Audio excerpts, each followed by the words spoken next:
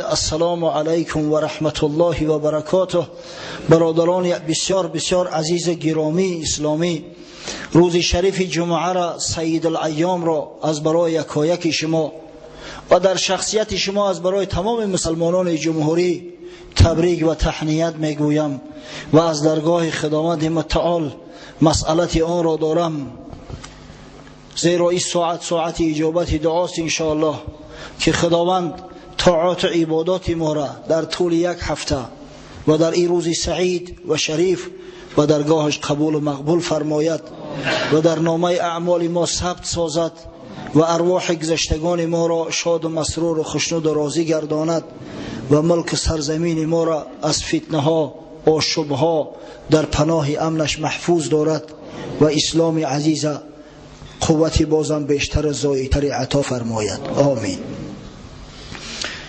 موضوع ما همون موضوع نماز است، چنانه که شما میدانید، یعنی که از موضوع نماز خارج نگشته ایم، اما ما با شما وعده کرده بودیم که انشاءالله در یک ماه، یک هفته نه 2 هفته سوال و جواب میکنیم. در ماه شریف رمضان من وعده کرده بودم که یک هفتهش انشاءالله داملا ابراهیم صحبت میکند، یک صحبت دیگر، یک هفته دیگرش انشاءالله صحبت سوال و جوابش ما با عهده میگیریم. امروز طبق همون وعده کردگی خیش من میخواهم که به بعض سوالها پاسخ بگم، با انشاءالله خیلی در ضمن میبینیم. از بس که مکتوبای زیاد جمع شده است، راستی من نمیدونم که تاریخ این مکتوبها کی نوشته شدند، اما در دست ما هست، امانت است، انشاءالله باید امانت به امانتدار سپریده شود. خب یک برادر نوشته است: السلام علیکم داملای محترم، من یکی از مخلصان دائمی شما هستم. الحمدلله که ما اهل مسجد از زبان شما بسیار مسئله های حتی مرکب اسلام را شنیدیم و تعلیم گرفتیم، اما متاسفانه داملای محترم اکثریت جوانان فرض واجب و سنت های طهارت، غسل، نماز را نمیدانند.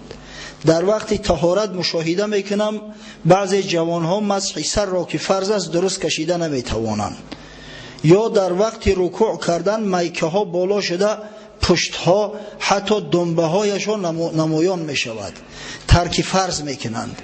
نماز را با خشوع و تضرع نمی خوانند، در نماز حرکت های بیجا میکنند، قومه و جلسه را به جا نمی آورند. حضرت داملا از شما احترامانه خواهش داشتم که همین مسئله ها را به ما مردم عوام میفهماندید. التماس مسئله های ضروری است، رد نکنید.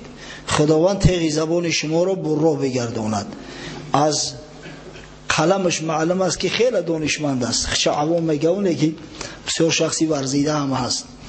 راستی که در موضوع طهارت، در موضوع غسل صحبت ها زیاد کرده ایم، هم دهانی شفاهی هم عملا برای برادرای مسلمان تعلیم داده ایم.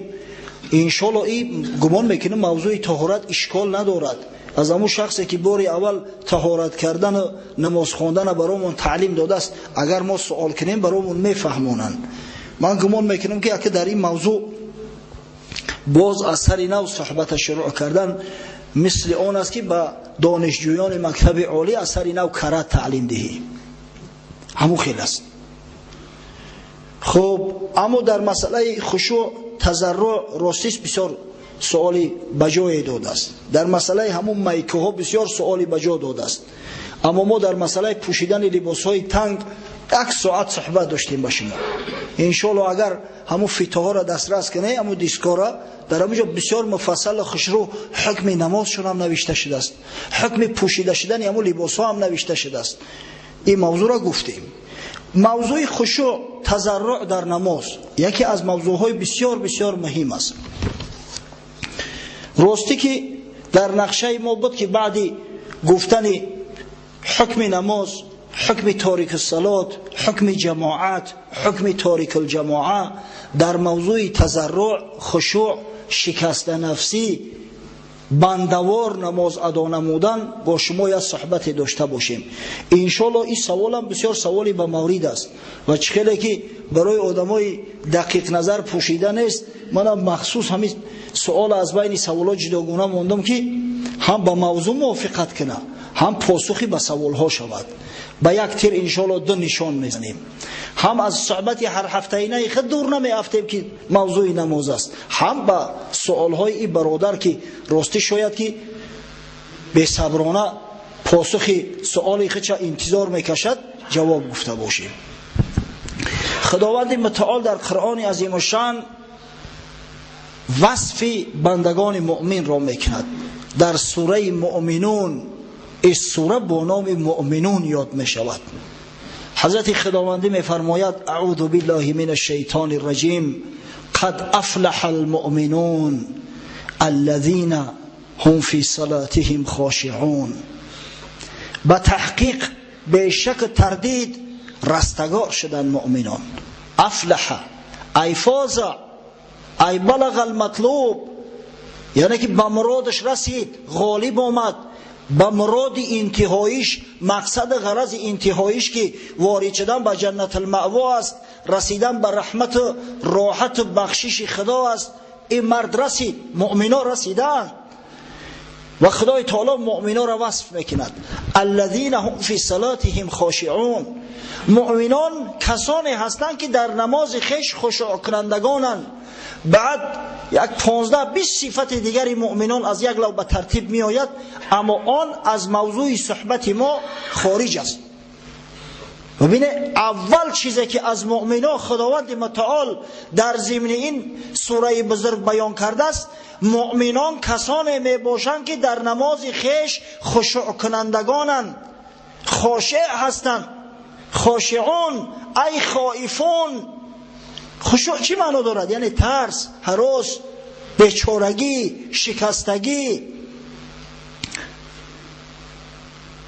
پس مؤمن حقیقی کسی را میگن که وقتی که در نماز ایستاد داند که در حضور کی می ایستد، با کی مناجات میکند، مورد نظر مورد مناجات او چی ذات بزرگ است. اگر همین تصور در عقلت پیدا شد، تمام دیگه فکر اندیشه ها همه ترا ترک میکنن. همه هوش یادت به نماز می شود، همه هوش یادت به عبادت خدا می شود. خاشعان کسانی هستند که در نماز می گریند. سبحان الله، گریه میکنند.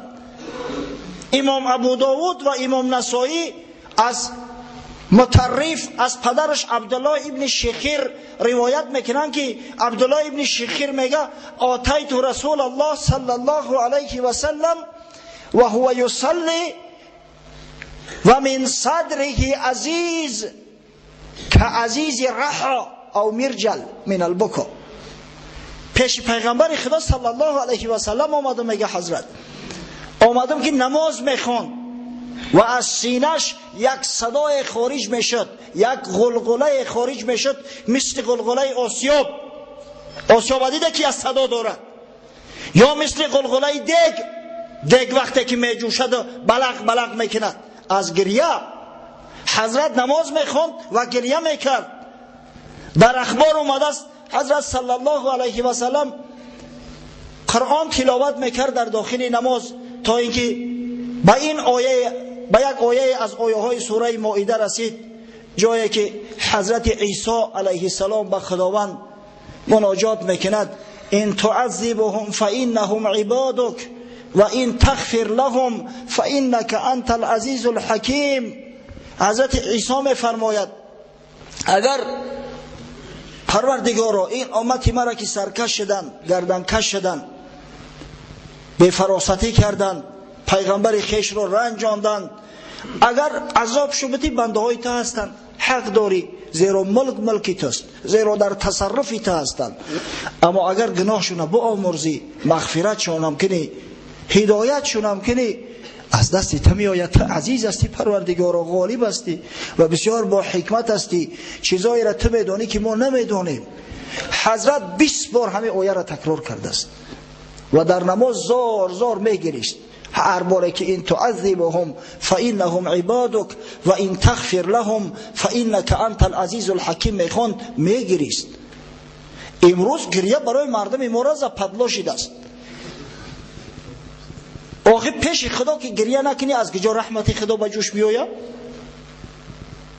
تا نگرید طفل کی جوشد لبن، تا نگرید ابر کی خندد چمن، تا نگرید کودک حلوا فروش بحر بخشایش کجا آید به جوش. کودک گریه که نکنه ای کجا در سینه مادرش سینه به شیر می جوشه. کودک حتی به یاد بعضی مادرای به تشویش به پروا نمیزنه همو کودک. یک جیانشه داریم خدا نگهبانش باشه، ولی کلون شده است، خیلی سال پیشتر بود، ولی بالغ است. میرم کودک میدهک یک خبرگیریش میرم در ایزارش پیشاب کرده است، کودک اهل گریه نمیکنه. همون او وقتا پامپرس کجا بود آخی؟ سالای در نظر دارم 96 97 96 بود والله علم یا 95 بود. همه کودک بیچاره پیشاب کرده است، آب در همون لباسکاش تر شده است، در پوچهاش رسیده، سب سرخ شده است پا. پیشاب کسلته داره میدونی نه؟ همه را میسوزونه آخی. کودک اهل که گریه نمیکنه، جوانمرگ مادرش یا بار نمیاد خبرش بگیره که همین کودک چه حال داره. اگر کودک گریانچک باشه و داد فیقانش برویه 5 دقیقه پس مجبوره بیا خبرش بگیره. تا نگیریه طفل کی جوشد لبن، طفل که گریه نکنه ای کجا در سینه مادرش شیر به جوش می آید. تا نگیرید ابر کی خندد چمن، باران که نباره از کجا سبزه می دمده، از کجا زراعت می شود. تا نگیرید کودک حلوا فروش بحر بخشایش کجا آید به جوش. بعضی جوگیای حیله‌گر را ببینه کودک همه پوچن، کودک گریه کنده دلی مردم بسوزه یگان سون بتن. الان در نمازم باید شخصی مسلمان گریان باشد، با تضرع نماز بخواند، با خشوع نماز بخواند، تا اینکه خدای تعالی او نماز قبول کند، تا اینکه خدای تعالی رحمت چه بالای او بنده ایثار کند. خب بعضی حتی به سوادای داریم که میگن در نماز یکی اگر گریه کردی نمازت فاسد میشود. خیلی گپورم است. آره فاسد میشود، به شرطی که تو برای رنج بدنت گریه کنی، یگم درد داری در تنت گریه میکنی، یا به شرط فاسد میشود که یک مصیبت دنیوی به سرت اومده است، در نماز برای مصیبت گریه میکنی، برای کاری دنیا گریه کنی، یا که به آواز گریه کنی، وای داد ای وای گفته گریه کنی. در این صورت البته نماز فاسد میشه. اما وقتی که تو در داخل نماز برای کاری آخرت گریه میکنی، به خاطر رحمت خدا گریه میکنی، آب دیدت میریزه، گلود محکم میشود، این رحمت است بچه ها، این مفسد نماز نیست. اون یکی پرسید از مفتی براز، گر کسی گرید و نوحه در نماز، آن نماز او عجب باطل شود یا نمازش جایز و کامل بود. از مفتی میگه شخص سوال کرد که مرد در نماز گریه کرد، حکم نمازش چی است؟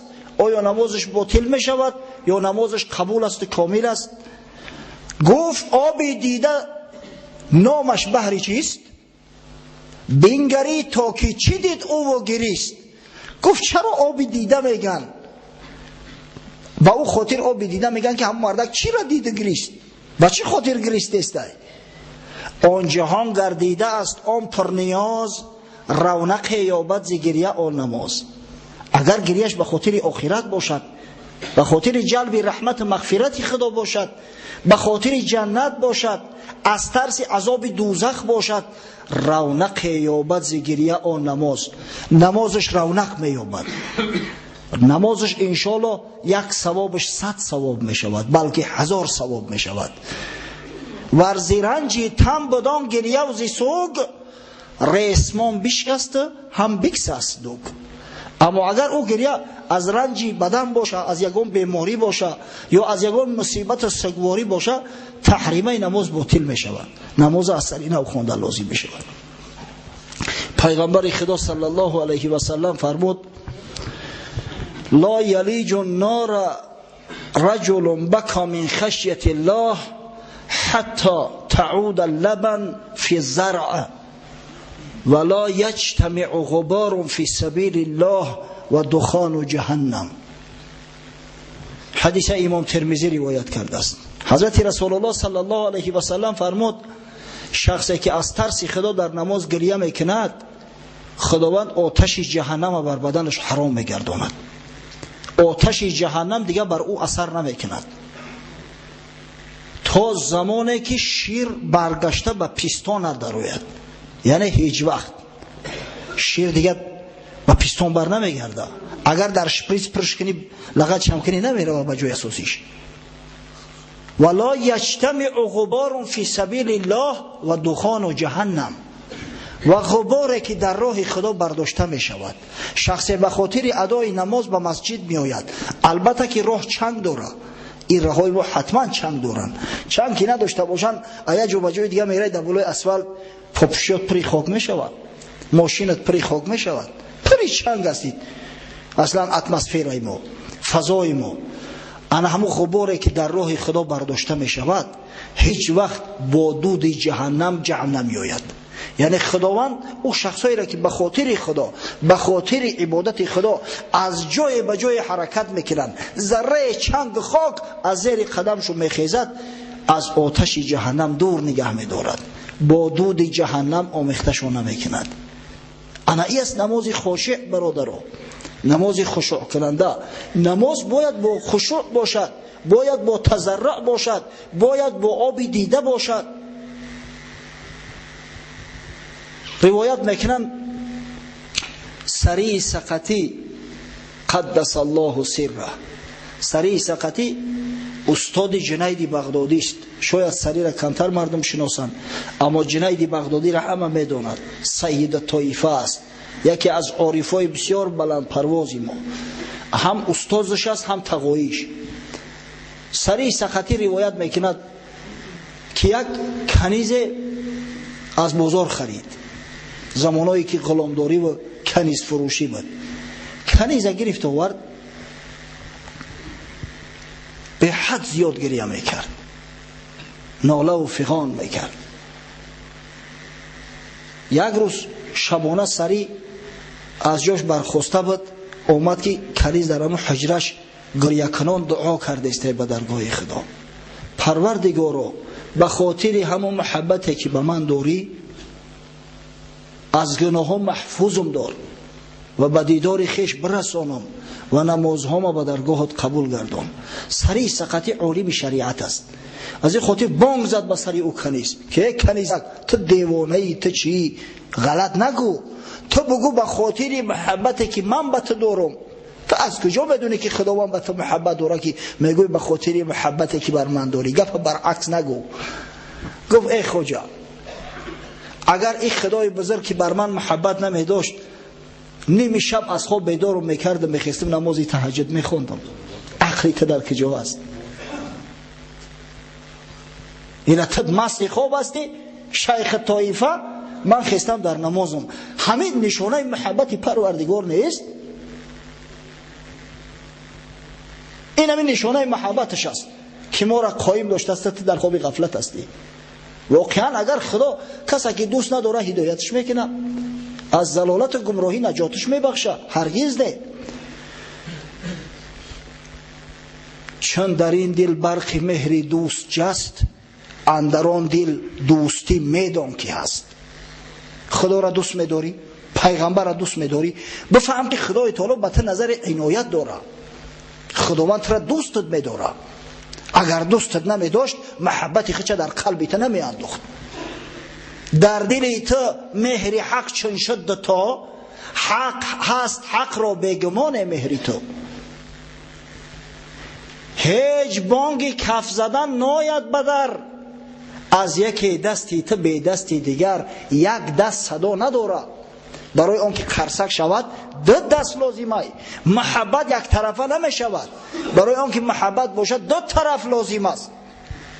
تشنه می نالد که ای آبی گوار، آب هم گوید که کو ای آب خار. ما ای خدا میگیم، خداوند میگه ای بنده بیا به نماز، بیا به عبادت. آخه تو بیا پیش من دعا کن، من دعا تا قبول کنم. یا الله میگیم، الله اکبر میگیم، در جواب خداوند 100 لبیک مو میگه، اما ما گوش شنیده نداریم. کسی از خادمای سری کنیزک گفت یک کنیزک ابله چی گریه میکنی؟ یا چشمت قریب کور شده است، میترسم چشم دیگر هم کور میشه، دیگه تو با کسی در کور نمیشه، کمتر گریه کن. گفت اگر خدای تعالی داخل جنتم کنه تمام اعضای بدنم چشم میشود، تمام اعضای بدنم چشم میشود. نه که اگر از رحمتش محروم کنه و از دیدار محروم کنه، خدا بگیره اون چشم را که از دیدار پروردگار محروم باشه، در کار نیست برای من اون چشم. سری گفت کنیز گفت تو آزادی، تو قسم به خدا گفت غیر خدا بندگی کسی را نمیشویی، تو بنده الله هستی، همین کفایت میکنه، برو آزاد. حتی نفقه‌ش با براش داد، مدت چند ماهی نشه که یگانجا عذاب نکشه، تل بندگی نکنه و کنیزه که آزاد کرد. یک زن ببینه غیرت شجاعت چه، سبحان الله. ما و شما خوشمون نمیاد که 5 وقت نماز بیاییم با جماعت در مسجد ادا کنیم، چه برسه با این غیرت و با این شجاعت.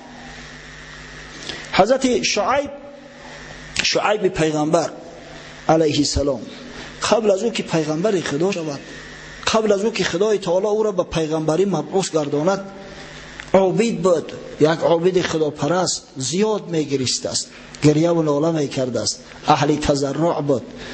حضرت مولوی قصهش آورده است در دیوان کبیر شمس: ای دل چه اندیشیده ای در عذر آن تقصیرها، از سوی او چندان وفا، از سوی تو چندین جفا. ای مسلمان میگه تو اندیشه آخرت نمیکنی؟ چه عذر می آورده باشی در پیش پروردگار که اینقدر وفا، اینقدر محبت از جانب خدا، اینقدر بخشش، اینقدر عطا برای تو، در عوض از جانب تو اینقدر جفا، اینقدر سرکشی، اینقدر عناد، اینقدر خدا ناشناسی. از بد پشیمان میشوی، الله گویان میشوی، آنگه تو را او میکشد تا وارهاند مر تو را. صدقه الله بزرگت کنه که همین قدر گناه میکنی، با وقتی که پشیمان شدی، با توبه کردی، خداوند گناهات هم میبخشه. بانگ شعیب ناله اش، آن اشک همچون ژاله اش، چون شد ز حد از آسمان، آمد سحرگاهش ندا. گر مجرمی بخشیدمت، از جرم آمرزیدمت، فردوس خواهی دادمت، خاموش رها کن این دعا. وقتی که میگه حضرت شعیب در گریه و ناله خداوند غرقه گشته بود، یک شب یک صدای برآمد که ای شعیب بس است که دیگه گریه نکن، گناهگار باشی گناهات بخشیدم. اگر فردوس در کار طلب داشته باشی جنت فردوس برات دادم، بس دیگه گریه نکن.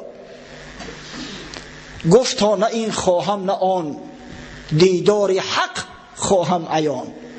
گر 7 بحر آتش شود، من در روم بحر لقا. گفت نه پروای جنت دارم نه ترسی دوزخ، دیدار خدا را میخواهم. گفت اگر همه 7 اقیانوس هم آتش و از او طرف یا الله بزرگ گفت اگر ذره اشارت هم کنی میپرم سرکی. و رانده آن منظرم، بستست از او چشمی ترم، من در جحیم اولاترم، جنت نشاید مرمرم. اما اگر پروردگار از دیدار خودت ما را بے نصیب کرده باشی، جای من همون دوزخ است، چون میکنم من جنت؟ جنت مرا به روی تو هم دوزخ است هم عدو، من سوختم زین رنگ بو، کفر ایوانی بقا. جنت برای من دوزخ میشه و اگر به شرطی که از جمال تو محروم شم. گفتند بار کم گریی تا کم نگردد مبصری، که چشم نابینا شود چون بگذرد از حد بکا. گفتن یا شعیب بسیاری بد گریه نکن، که آدم وقت زیاد گریه کرد چشم خیره می شود، نوری چشم می رود، کور می شوی، می مانی پا بر جا. گفترده چشمم عاقبت، خواهند دیدن آن صفت. هر عضو من چشم شود، کی غم خورم من از عما. ور عاقبت این چشم من، محروم خواهد ماندن. تا کور گردد آن بصر، کونست لایق دوست را. گفت ای مردم جاهل، اگر خدای بزرگ به جمال خود مورا میسر بگرداند، تمام اعضای بدنم چشم شود، من کی پروای کوری دارم؟ اما اگر پروردگار از جمالش محروم گردانده باشد، خداوند کور کرده او چشمی را که از دیدار خدا محروم است. چند هر کسی در خورد خود، یار گزید از نیک بد. ما را دریغ آید که خود، فانی کنیم از بحر لا. حضرت مولوی میگه هر کس در خورد خود، با قوت خود، با امکانیت خود، برای خود یک دوست انتخاب میکند، یک یار انتخاب میکند، هر جنس با جنسی خودش پرواز میکند. من دریغ میدارم خودم که از برای لا گفت فانی کنم.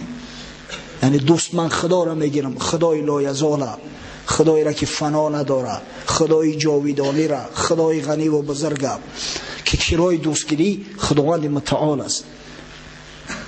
پس نماز باید با خشوع باشد. افسوس صد افسوس که امروز واقعا نمازخوان زیاد داریم اما خاشع کم است، اهل خشوع بسیار کم است. یکی از نشانه های وقوع قیامت نیست تا نابود شدن خاشعین است، ذاکرین، ساجدین، کسایی که خشوع دارن. یک وقت ما کودک بودیم، یادم هست در پیش بعضی موسفیدان نام محمد صلی الله علیه و سلم هم میگرفتن، زور زور گریه میکردن. قسم به خدا من یاد دارم. یا یگان نعت در وصف پیغمبر صلی الله علیه و سلم میخوندن، از گریه را سست میشیدن. امروز بسیار کم مونده است این طایفه، بسیار کم مونده است. در حدیث اومده است، امام طبرانی به اسناد حسن روایتش میکند، از ابو دردا رضی الله عنه صحابی پیغمبر صلی الله علیه و سلم که فرمود حضرت رسول الله صلی الله علیه و سلم بار ارشاد فرمودند: اول شیء یرفع من هذه الامه الخشوع. پیغمبر خدا گفت اول چیزی که از این امت گرفته می شود انمی خشوع است، انمی ترسشون است، محبتشون است. اول همین را می بردارن.